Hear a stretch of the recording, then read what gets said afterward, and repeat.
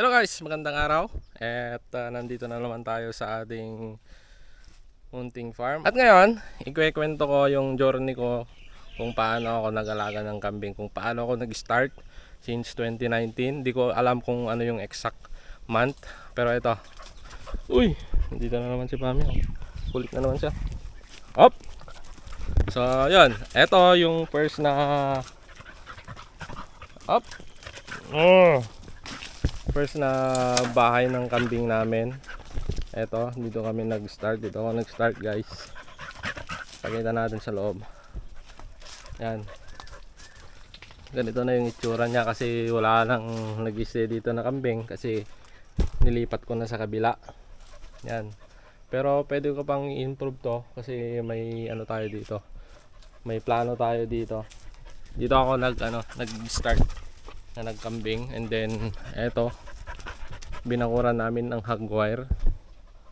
Ito nasa ano to, siguro nasa 1,000 square meter lang, at meron kaming 5 na kambing noon. Doon kami nag-start, and then after noon sinubukan rin naming magtupa.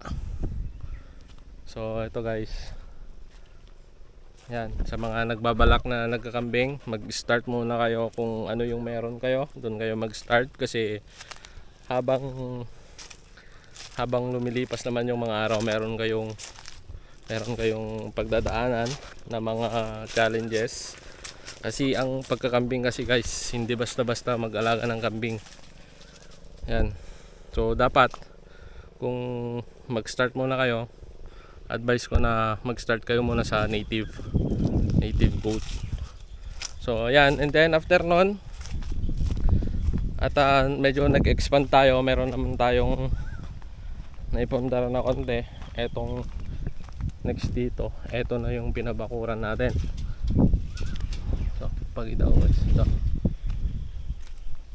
eto, tapos nagtanim na rin tayo ng mga mangga dito. Marami to. Ato noon, halos ito noon pinuno ko ng nyug. Kundi na lang yung natira dahil kinain ng mga tupa. Yung mga tupa yung talagang perwisyo kapag pagdating sa mga sa mga pananim natin. Kapag wala na silang makain, nung hindi nila kinakain dati, kakainin na nila yan.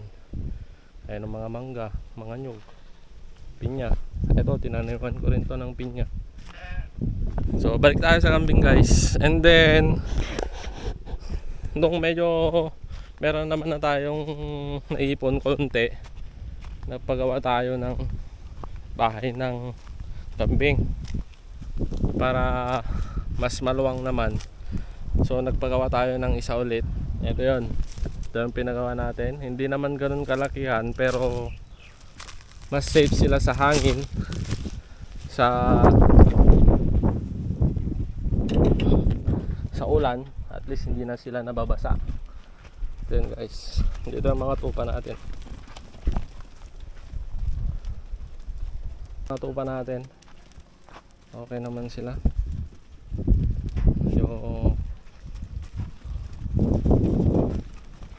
buntis dun, wala na. So ito yung pinagawa natin.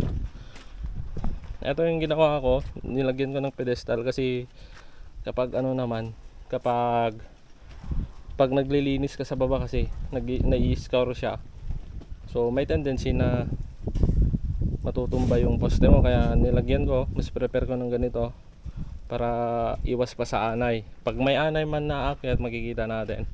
Ito siya guys, meron siyang meron siyang tawag dito, meron siyang sahig. Ang ginamit dito kawayan nandun, pero ito na tinanggal ko dati kasi pinaghiwalay ko yung kambing tsaka yung tupa. Yan, hindi masyadong maayos, medyo magulo pa kasi nag-start na yung pananim ng pagtatanim ng mga mais, mga palay dito. Medyo busy na si father ko.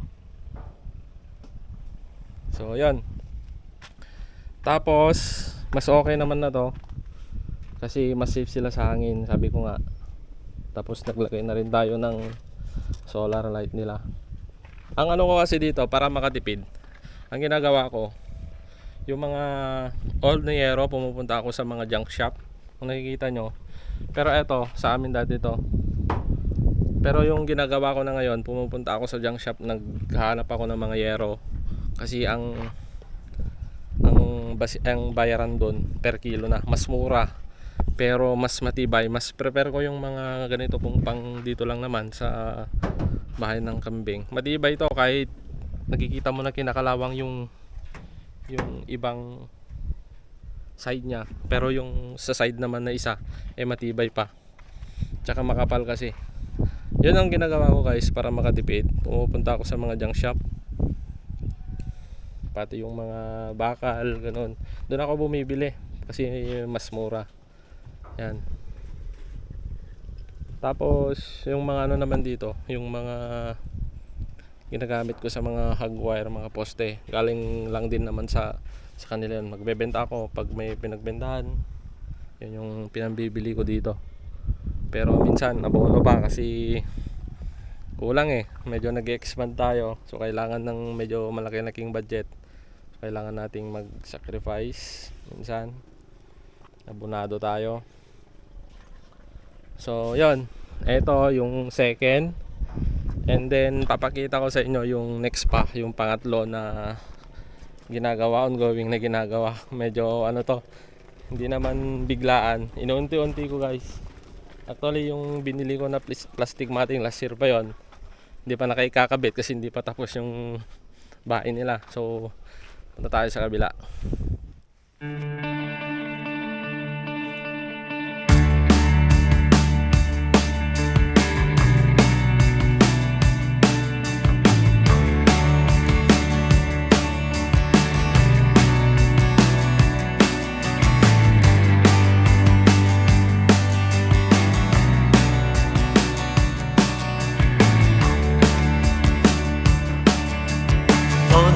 Crazy bets on me. Back mid scroll, I'ma get an arcade. Walking the wild, walking the wild. Don't know why.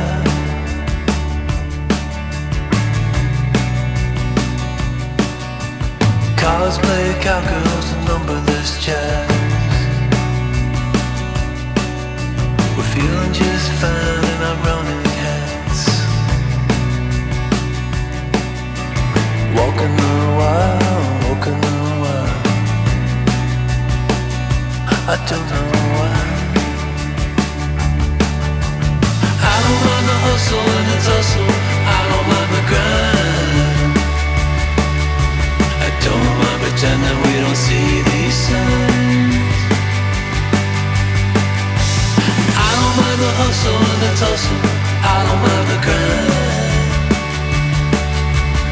You and me dancing on the Gideon time, on the Gideon time.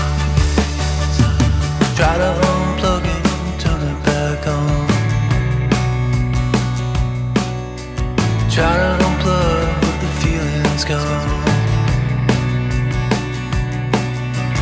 Walking the wild, walking the wild. Don't know why, you don't know why, you don't know why. Radio play in the cesspool stream. Oh, running down nightmares that used to be dreams. Walking the wild, walking the wild. And I don't know why. The hustle and the tussle, I don't mind the grind. I don't mind pretending we don't see these signs.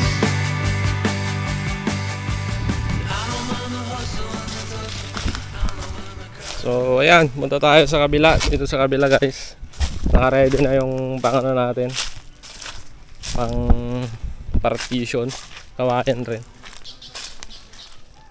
Ah! Ne? Ako mo number na kanyak. Ako number na kanyak. Natawag ako ng kasama ko. Tatawagan daw namin yung isang kasama namin dalhin niya yung airgun niya kasi meron siyang nakita na manok dito na labuyo. So, eto na siya guys. Yan. Kinulang tayo ng yero. Pero bumili ako kanina ng yero. Kakabit na lang. Siya guys. Yan. Ayos na.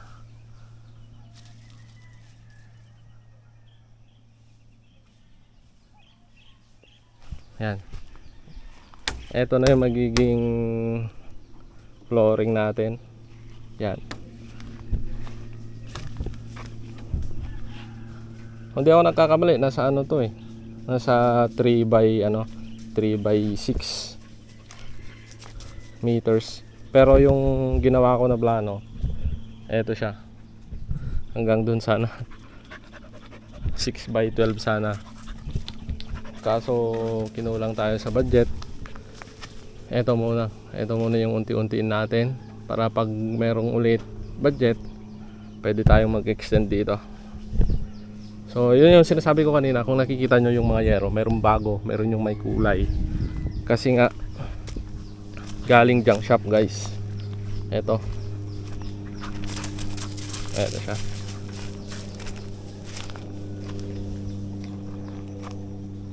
Ito, tignan nyo ito. Luma pero matibay pa. Yan o. Yan. Mas prepare ko yan na yan yung gamitin. Kaso hindi buo-buo. Pero okay na yan. Kung magaling yung karpentero na magkabit, okay na yan. Tapos ito yung ilalagay natin, plastic matting. Ito guys. Yan. Kung yung presyo naman yung tatanungin nyo, nasa 300 yung pinambili ko nyan.